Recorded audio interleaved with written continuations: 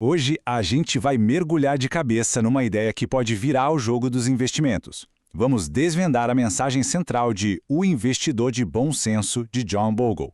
É uma estratégia tão simples e poderosa que, acredite, muita gente na indústria financeira preferiria que ela ficasse em segredo. Vamos começar com uma pergunta que vale ouro. Qual se acredita ser o maior inimigo do dinheiro investido? Muita gente vai pensar logo nas crises, na bolsa caindo, no pânico geral. Mas, e se o verdadeiro vilão for outro? Um bem mais discreto, agindo o tempo todo? Pois é, segundo Bogle, não é a queda do mercado. Por mais que assustem, as quedas são parte do ciclo. O mercado se recupera. O verdadeiro inimigo é silencioso, constante e trabalha contra o patrimônio todos os dias. E aqui está ele, os custos.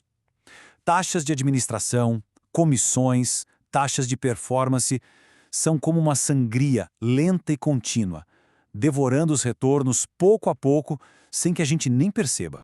Para isso ficar super claro, o Bogle conta uma história fantástica, a parábola da família Gotrocks. É a ilustração perfeita de como o sistema financeiro, muitas vezes, acaba tirando o valor do bolso de quem investe. Imagina só a cena. No começo, essa família era dona de tudo e ficava com 100% dos lucros. Simples, né? Mas aí chegam os ajudantes. Primeiro, os corretores, que incentivam a negociar mais e mais, claro, cobrando comissão. Depois vem os gestores, que prometem escolher as melhores ações, cobrando taxas bem salgadas. E para completar, os consultores, que ajudam a escolher os gestores, adicionando mais uma camada de custo. O resultado? A família, que era dona de todo o bolo, agora fica com só 60% dele. E a solução proposta pelo membro mais sábio da família é de uma simplicidade que chega a chocar. Mandem todos embora. Simples assim. Fazendo isso, eles voltam a ficar com 100% do retorno. Essa é a essência da filosofia do Bogle.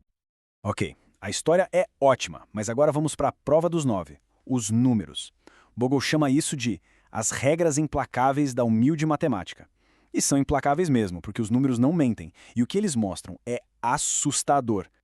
E aqui está o pulo do gato. Antes dos custos, investir é um jogo de soma zero. Ou seja, para cada pessoa que ganha, outra perde. Mas, a partir do momento em que entram as taxas dos intermediários, o jogo vira um jogo de perdedor. Para os investidores como um grupo, é matematicamente impossível superar o mercado. O único vencedor garantido, o sistema que cobra as taxas. Este gráfico aqui mostra o poder destrutivo dos custos no longo prazo. Um investimento de $10 mil a um retorno de 7% ao ano viraria quase $295 mil em 50 anos. Agora, vamos tirar uma taxa de só 2% ao ano. Parece pouco, né? O valor final desaba para 114 mil. É uma diferença de $180 mil que simplesmente evaporaram. Para deixar bem claro, naquele exemplo, os custos levaram 61% do lucro potencial. Pense nisso. A pessoa investiu todo o capital, assumiu 100% do risco e, no fim das contas, mais da metade do ganho potencial ficou pelo caminho, na mão dos intermediários. E não é só o Bogle que diz isso, não. O próprio Warren Buffett crava. Quando as taxas são altas, quem fica absurdamente rico são os gestores, não os clientes. É matemática pura. Mas então, por que tanta gente aceita pagar taxas tão altas? Por causa de uma promessa muito sedutora, uma grande ilusão vendida pela indústria. A de que é possível, sim, superar o mercado de forma consistente. É só contratar os especialistas certos. Só que a realidade é bem diferente.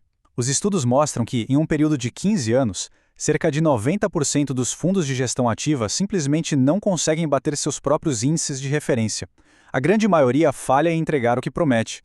Jack Meyer, que cuidou dos bilhões da Universidade de Harvard, é ainda mais direto. Ele chama o negócio de fraude gigantesca. Por quê? Porque a crença de que é possível ficar escolhendo os gestores vencedores é, para a maioria esmagadora das pessoas, um erro fundamental.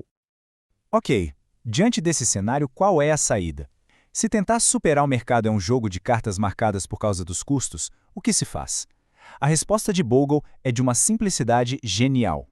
A solução é o fundo de índice. A ideia é brilhante. Em vez de tentar achar a agulha no palheiro, escolhendo as ações vencedoras, por que não comprar o palheiro inteiro? Você simplesmente compra todas as empresas de um mercado, garante o retorno médio daquele mercado e, o mais importante, com custos mínimos, quase zero. Isso nos lembra daquele princípio da navalha de Ockham. A solução mais simples, geralmente, é a melhor. O fundo de índice é a navalha de Ockham dos investimentos. Ele corta toda a complexidade, todos os custos e todas as promessas vazias. Então, como é que a gente transforma essa filosofia em ação de verdade? Bogle resume tudo num caminho bem claro e direto para o sucesso. São apenas 3 passos. Primeiro, simplicidade. Fuja de produtos complicados e da modinha do momento. Segundo, compre o mercado através de fundos de índice baratos e, o mais importante, mantenha a posição. Não venda. E terceiro, a regra de ouro. Minimize os custos. Cada real pago em taxa é um real que não está trabalhando para quem investe. E essa citação do Bogle fecha com chave de ouro. A indústria quer que a gente faça algo o tempo todo, que compre, que venda, porque é assim que eles ganham. Mas o caminho para a riqueza é justamente o oposto. Não faça nada, fique aí parado. É só deixar os juros compostos fazerem a mágica deles sem a interferência dos custos. E a gente termina com essa reflexão. Se a matemática é tão clara e a estratégia tão simples, por que tão pouca gente a segue? A resposta talvez não esteja nos números, mas a nossa própria psicologia. Na tentação de querer ser mais esperto que todo mundo e na dificuldade de aceitar que nos investimentos, muitas vezes, o segredo é simplesmente fazer menos.